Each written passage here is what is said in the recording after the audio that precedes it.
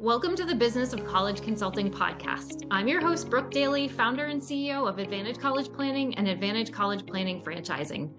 Building a business is not for the faint of heart. In the Business of College Consulting podcast, you'll hear stories from successful college consultants on how they grew their business and the challenge and successes they had along the way. Grab your notebook and pen and get ready to be inspired. All right, and on today's podcast, we have Evelyn Alexander. Evelyn, I'd love for you to just give our listeners a little bit of background on who you are, how long you've been in business, where you're located, all the good details. Yep, super. Thank you, Brooke, for having me. I actually go by Evelyn Jerome-Alexander these days. During COVID, I got divorced and reclaimed my maiden name. That was one of the first decisions I made. So the funny thing is, so many people who know me in college counseling know me as Evelyn Alexander, and I correct them kindly. Thank you for that correction, Evelyn. It's okay. I know that that's what I was when I met you. My joke when I started seeing people again after, the shutdown, I started saying, I have one more name and one less husband than last time you saw me. My company is Magellan College Counseling, and I started it in 2011. So I'm going on 13 years doing this. I love and that. I'm based in Los Angeles. In LA. Beautiful. Can you tell me a little bit? I know your, what is it called? Your little, not logo. Well, I guess your logo includes a penguin, right? Do you have a picture of it? I love it. Okay. So tell me about the name Magellan. How did that come about? Well, so when I was growing up, my dad was a pilot. He's not a professional. He's still around. He's not a professional pilot. He's just a hobby pilot. And so when I was 24 years old, I learned how to fly, and I got my pilot's license. I actually soloed on my 25th birthday. Actually, very few people know that about me because I don't fly anymore. Because about 10 years ago, I started getting vertigo, which is something you never, ever want to hear your pilot say. So I am a licensed pilot. I just don't fly anymore.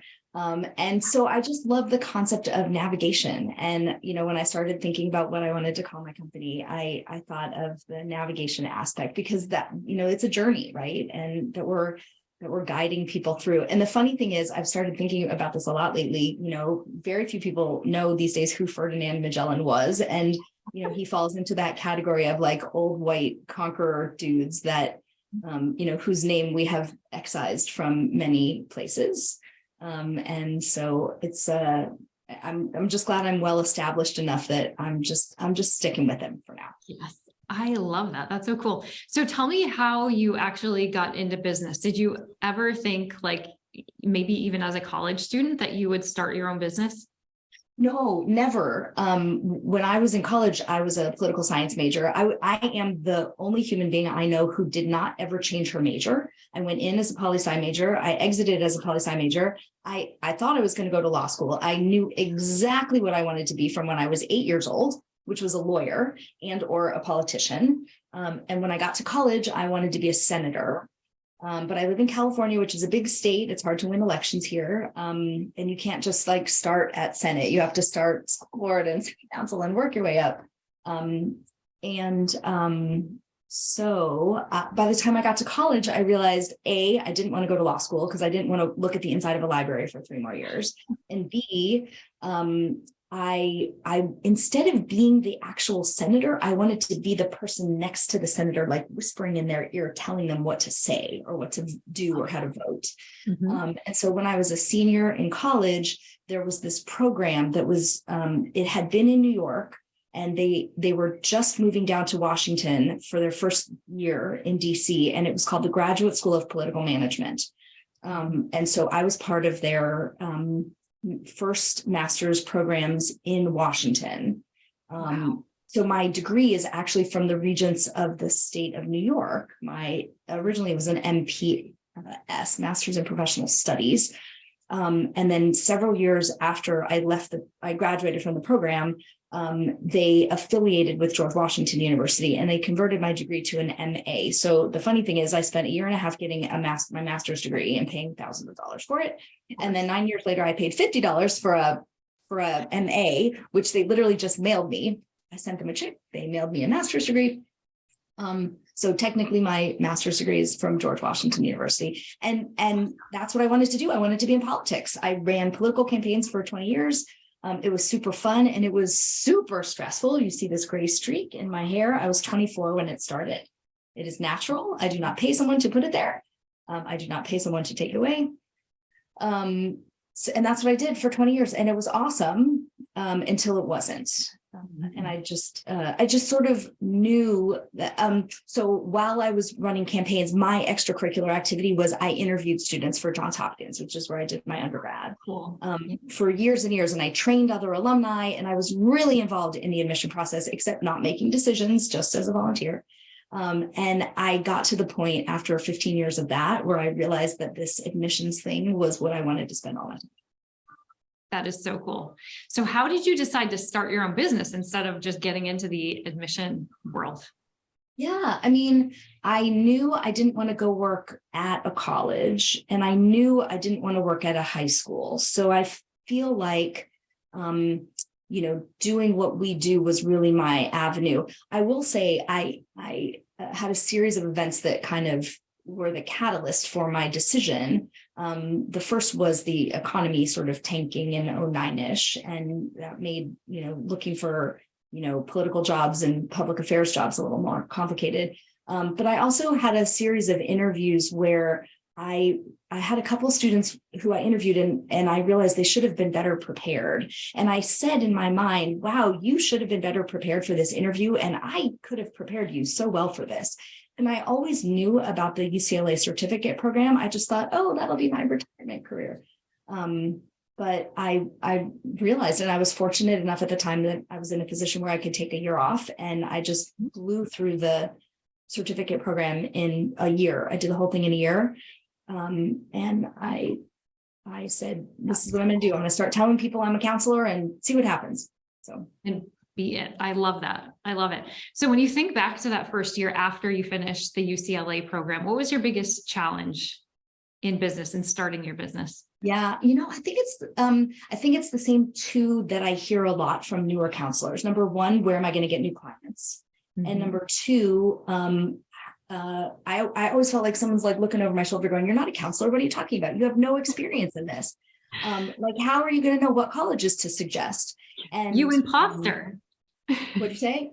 I said, you imposter. Exactly. And I think everybody has imposter syndrome. And honestly, every time I bring a new counselor onto my team, I say to them, to the newer counselors, you literally just have to say, I'm a college counselor. Say it in the mirror, say it to everyone you meet, because one day your brain will stop saying, no, you're not, no, you're not, no, you're not. Your brain will just stop because you will say it enough times that you realize you are.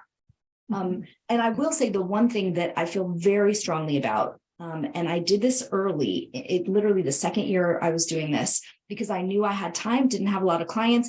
I went on the road and I visited 73 colleges in 1 year. You have to get on college campuses. You cannot do what we do by just pulling up US News and knowing what the people who hire us know. The whole point is you have to know more than them, right? And you have to know it by standing on the campus and talking to real students. There's really no substitute for it. I'm sad that during COVID, it's amazing that colleges did such a great job of putting everything they have online. But what I think it did is it made people think that that online material can replace going out and visiting, which it just can't.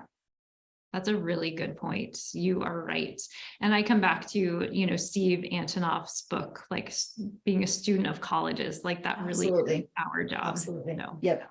Yeah, love that. I love that. So then tell me about your business growth. So it sounds like you got to the point where you probably maxed out your number of clients that you could take on. You've referenced employees. Like, how did that business growth happen? And do you want to talk a little bit about where you are now? Sure. So where I am now, and again, I'm 13 years in, and by the way, never took a business class ever in my life. Never took an entrepreneurship class ever in my life. So this is the accidental entrepreneur at best. I have 18 employees. About half of them are with me in the state of California, and the other half are kind of sprinkled around the country. Like many people who are doing college counseling these days, we work with students all over the country. It's become wonderfully easy to do that. The first person I hired was an independent contractor.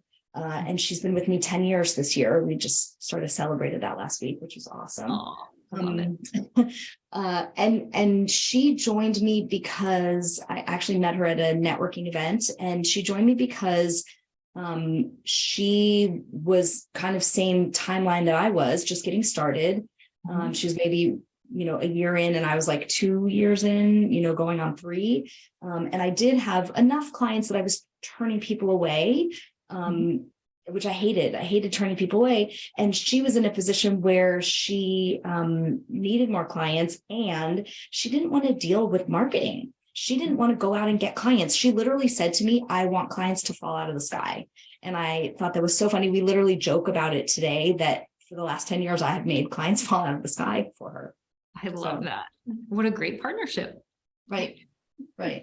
And then each subsequent person who has come on, sort of the same thing. Like, everybody wants 2 things. They just want to work with the kids. They just want to do the work that we're trained for. And they don't want to deal with the administrative stuff. We have a full-time administrative person. I haven't seen a contract in years. I haven't seen an invoice in years. I don't do anything unless, there's a problem with collections, then I get involved. And I basically don't do much selling anymore. I don't even do the consultations anymore. Our admin person is really the face. So those are the kind of people who have joined my team, and they want a collaborative environment, which I think, unfortunately, college counseling, independent counseling doesn't lend itself towards being collaborative. Because when you first started, there was a whole bunch of sole practitioners. So exactly. We've solved that problem by making it a group effort. Well, congratulations, Evelyn. 18 employees, that's a huge deal, especially for you claim to be a non-business person, but clearly you are. That's awesome. I love it. When you think back to when you first started and then you see like how far you've come, is there anything you missed about the early years that you wish you could go back to? Every now and then I look at my own personal caseload, which is much smaller than it was, right, in the busy times. And I think, I could just make this much money if I just did it myself. But you know what? The value that all of those people have brought to my life so far outweighs. I'm so happy with my structure and where I am today. I wouldn't go back. I love it. Tell me like the best part about managing a team, and then the most stressful part of managing a team, if you don't mind. No. The best part is I honestly feel like I'm providing employment opportunities for people who love what they do. And just there's pieces of the work that they don't want to deal with. And I love that I've put myself in a position to be that and provide that for them. 10 years, and the next one will be celebrating 10 years next year. Like, they've become friends and parts of my life, and I've gone to their houses for holidays and they've come to mine. And so that's really amazing. And I didn't think I was going to get that in this career. Absolutely. I love that. I feel the same. It's pretty amazing once you grow that and you do become, really, very close to those people who you're spending more time with than probably anybody else in your life, right? It's true. What a work husband and a work wife is. That's what we are, right? That's what we are. And I will say the stressful part is, I'm the boss. And, the funny thing is everyone who works for me, minus I think one of them, is older than me. So I don't behave like a boss. It's not a typical work environment, right? Everybody works from home. So we don't have an office that we all go to. But when every now and then, if a client is upset about something, they call me. And they do it because they're treating us the same way they treat other things in their life, where they, work their way up the chain and call the boss. And so when it gets to the busy season, sometimes I have, a couple unhappy phone calls that I have to deal with. And not my favorite. Exactly. That's not your favorite, but I think that's part of having a team and when you grow that big, of course, you have a lot of families. And we talk about this, my expectation when we send out a survey at the end of the year is not that everyone's going to be happy, because everyone has a different perspective. And, you never know what stress or what's causing that reaction. And it may not even be something we necessarily did. It's just the circumstances. So, but I digress. When you think about those early stages, are there any decisions that you wish that you could go back and change? Oh, what a really good question. Well, I will tell you, since it's not all sunshine and roses, as you said, there were 3 employees who I had, and they were all in the same city, and one of them was with me for about 2 years and the other 2 for about a year, and they broke off together.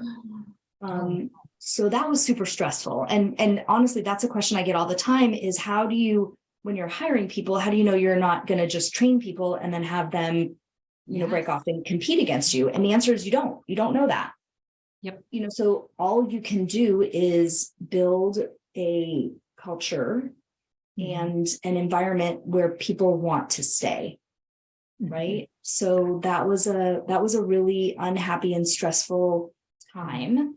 But the funny thing is, the people who were not part of the breakaway group ended up being more fiercely loyal to me and to Magellan than I ever expected or deserved, right? Because they saw that yucky thing happen and they thought, wow, that sucked for Evelyn. That sucked for, it just sucked. And they still talk about it. And honestly, that was like going on 5 years ago at this point. So I bet they do. I mean, I feel like it's just even going through COVID with my team.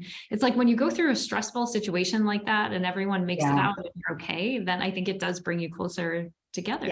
Yes. Which it like totally unexpected consequence. And it was right around the time when everybody had been an independent contractor before, and it was right around the time when I had to transition everybody to being an employee. I'm in California, so I really had no choice. And I thought that was going to be the stressful part of that next year. And then this thing happened. So it's just interesting. It's very interesting. Yeah. So you talked about culture. What do you think is the keystone of Magellan's culture? And as a leader, how did you intentionally work to kind of create that culture? Yeah, that's such a good question. I mean, I spend so much time thinking about that. Again, if I had a business degree, I would know that this was something I should be thinking about. The funny thing is, I was actually at an alumni event yesterday, and I was talking with a young woman who's just finishing up an MBA program. And I said something about the person who's been with me 10 years and how I did this thing. And she got all excited and she said, "Oh, you were showing appreciation." Like, apparently that's textbook from, what you learn in an MBA program. Yay. So it's sometimes you just stumble onto things and you're doing it the right way, even though no one told you to do it that way. Exactly. But company culture, I mean, I feel like it's as much what we send out to our students and the way we do the work, but it's also the way we behave internally, right? We have regular team meetings. We have regular, for the people who are in the same local area, we have regular team lunches. We do Zoom, we call them waddle hours, our happy hours, because penguins waddle. Yeah. I mean, it's kind of, again, our way of creating that collaborative environment when one wasn't there for us. And to me, it's the thing that keeps people engaged. Absolutely. In the company and in their work. Yeah, absolutely. Well, clearly you're doing something right to attract 18 people. So kudos to you. That's huge. It's huge. Crazy. Yeah, I never expected it. Yeah. So thinking about those, new college consultants who are just starting a business, what is one piece of advice you wish you would have known or that you want to share with them as they get started? Yeah. I mean, go visit colleges is honestly my number one advice. Go visit colleges, go to conferences, network, meet people. Sometimes sometimes people do, like I used to do a lot of networking in my community to let people in the community know this is what I do. You should refer people to me. I literally just got an email this morning from someone I met, I'm going to say like 6 years ago through a networking group. I haven't seen him in 3 years. But he knew the whole time. His kid's in 9th grade now. He knew that he was going to call me in 9th grade. So network in your community and make sure people know what you do, but don't shy away from networking within the IEC community, because you'd be shocked at how many times a counselor will either be full or not have the appropriate expertise and want to refer someone out. And you will take advantage of that community more than you will ever know, for their expertise, for their knowledge. If you have a student say to you, I'm really interested in Bentley University. Have you been there? And if you say no, you don't want the client to go running away. What you want to be able to say is, I haven't, but I have a colleague who lives in Philadelphia, and I'm going to check in with her and see if she's been to Bentley, because I know it's in Boston, right? So I always say, you don't have to know everything. You just have to know where to find things. That's the difference between us and the people who hire us. So true. Thank you, Evelyn. Great advice. In your area in LA, I feel like there are a lot of college consultants, and in some areas of the country, of course, they're not quite as dense. Yep. So can you tell me, in your area, how do you differentiate yourselves, or what do you think makes Magellan stand out from your competition? Yeah, we spend a lot of time thinking and talking about this, but the one thing I'll say before I give you my answer is, I want you to know as a new consultant that it's not bad to have lots of college counselors in your area. It is not bad. We are not competing with each other. We are each bringing our own communities and friends and spheres of associates and people who know us. We're each bringing that to the table. So I really, really want you to not be unhappy if somebody new pops up in your neighborhood or your general area, and don't feel like you're competing with them. In fact, I would meet with that person immediately. I've made lots of efforts to get to know the counselors in my area. I actually used to run the little regional group in LA for IECA because it's really, really important to, again, another opportunity for networking. So don't think of it as competition. What we generally tell families is kind of the two ways we differentiate ourselves. Although one, I think a lot of people are doing it this way now, but it's new information to families. So the way we describe what we do is, we're going to approach your child's college search in a 2-phase process, right? The first step is college search. The second step is college applications. And that's the difference, right? Between people who don't have a counselor, they're just going to put schools on the list and then they're going to start applying. And we're going to take the time to do that search part to make sure that the list has schools that fit your kiddo. And that's, to me, that differentiates any of us who has any kind of training from what families typically do. But being part of a group, what we tell people is, A, you're going to get the counselor on our team who's the best fit for you, personality-wise and based on what you're looking to do. And B, you're going to have a lead counselor, but you also get the benefit of the rest of us, the rest of the brain trust in the background, right? So we're going to, internally crowdsource your college list. We're going to share your essays around. Once, if it's me meeting with a student, I've gotten to know them over the last 1.5 years, 2 years. I know every version of that essay. I know what's been taken out. But Susie doesn't. So I'm going to take your essays that I've seen 54 versions of, and I'm going to send them to Susie and also possibly Faye and maybe 2 other counselors. And they're going to put fresh eyes on those essays, which is basically emulating what happens in a college admission office. And families are usually really excited to hear that that's the way we operate. I love that. Thank you for sharing that, Evelyn.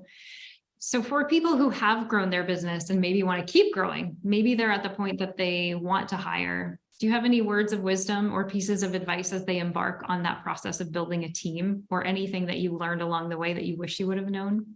I mean, I know it sounds like it costs money, and it does. I honestly think that you should be talking to an employment lawyer and You Nice. need to make sure you have an accountant who understands your business, because you can't get crossways with the laws. I mean, it's just kind of, it seems obvious, but and to me, every time I see someone on one of the, groups throw out a question like, hey, does anyone know if, employees versus, and I always say, please, please, please go talk to a lawyer. Like, there are some things that you can't crowdsource. And it will cost you money, but in the end, you could be spending hundreds or low thousands of dollars to save much, much more. So I love that. I love that. That is great advice. I see that a ton, and that's probably one of the most asked questions. So I completely agree with you. So a couple more questions as we wrap up. Yeah. One of them is, it is the end of January 2023. What is your biggest business challenge right now? That's such a good question. I feel like I spend a lot of time thinking about capacity, because the counselors on my team are not full-time, right? So I want to know as far in advance as possible how many is full for each of them. And that's really also other advice for a new counselor. You can ask other people how many students they take. You can ask other people, what does full look like for you, but don't feel the pressure. At my max, I had 35 seniors. That was a really rough number for me. My head sort of exploded that year. And I will admit, I'm super competitive. And I was kind of trying to be one of those like 44, like, oh my God, don't, do what's right for you. Find the number that's right for you and then just go for that. And for me, I have to kind of manage that for a lot of people. So I have to say that's probably one of my like ongoing challenges. Got it. Yeah, that's very real. I get that. All right. Can you share your top 2 or 3 resources that you could not imagine doing your job well without? Well, you will laugh at the first one. I have been a College Planner Pro user since since it started. I'm pretty sure I was one of the first 30 counselors who had an account, and I, on the rare instance when it like goes down for 2-3 hours, I'm like, what do I do? Like, everything I know is in College Planner Pro.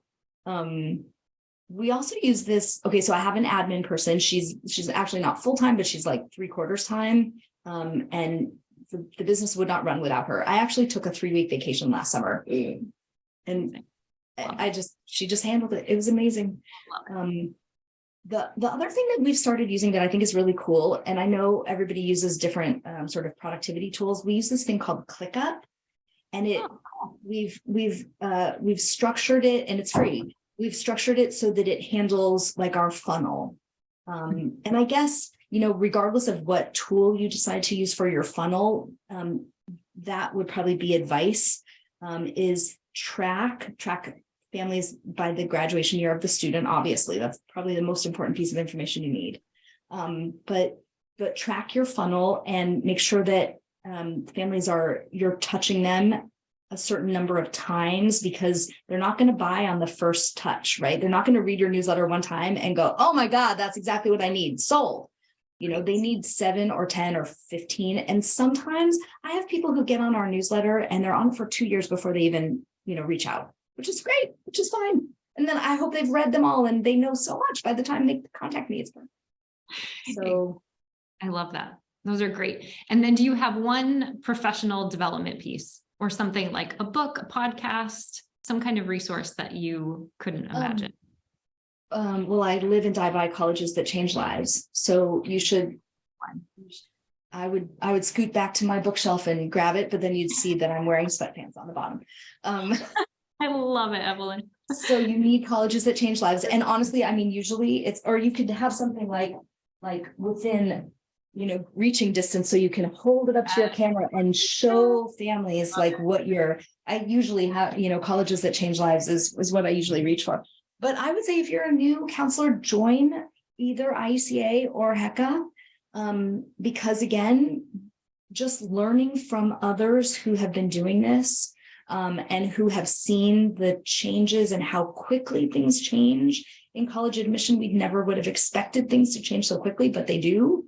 Go on college tours with people who have been doing it for years and just listen to the questions they ask. That year that I toured 73 colleges, almost every single one of them was a little cluster, like a group tour. And I feel like, strangely for me, I spent the whole year not saying a word. Yes. I just listened. I love that. I love that. Thank you, Evelyn. Such great advice. And then my last question for you, what's one question that you wish I would have asked that I didn't? And how would you answer? Oh my gosh, how fun. What's one question I wish you would have asked? Maybe if you had asked what my next plan, what my plan for the next phase Yes. What is that, Evelyn? Well, that's the thing. When people ask that, I'm always like, I don't know, because I'm not planning for it. Right. Great answer. I hear that question a lot. That's awesome. Oh, I love that. I love that. And for our listeners who want to find you, where can they find you? So the website is magellancounseling.com. Magellan, like the explorer, counseling. Awesome. We have a pretty hefty website with a lot of blog posts. And I will say, I'm so happy to have newer counselors read my blog, read my college visits. I've visited over 400 colleges. I have pictures of most of them up there, write-ups of a lot of them, blog posts on every topic. Feel free to use whatever you want. I teach in the UC Berkeley certificate program, as do you, as of this year. Congratulations. And I put my blog posts into my class discussions because I'm like, they have questions about financial aid. Guess what? I have a whole series on financial aid. Here, use this. I love that. So generous. Thank you so much, Evelyn. This has been such a treat. Thank you for coming on. Thank you. Good to see you.